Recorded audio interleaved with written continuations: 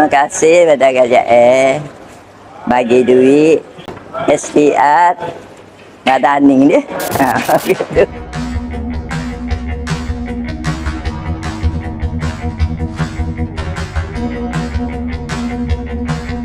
Mengucapkan terima kasihlah kepada kerajaan Malaysia kerana meneruskan STR diteruskanlah. Okeylah untuk bantuan ni kan. Kurang-kurangnya bolehlah apa? Untuk ni lah bagi-bagi dapur ke apa ini. Meringankan beban keluarga-keluarga yang B40 tu. Terima kasih kerajaan Malaysia. Bantuan ini boleh beri kelegaan kepada saya untuk urus perbelanjaan asas macam makanan, bil api, juga persekolahan anak-anak. Saya juga penerima bantuan SARA, Mai Kasih.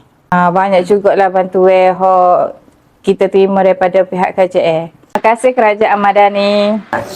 Duit ni boleh lah buat beli barang keperluan lah rumah dah. Gitu lah.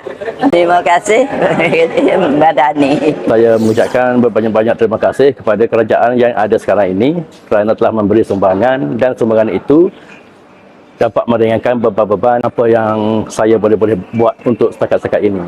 Okay, terima kasih kerajaan Madani.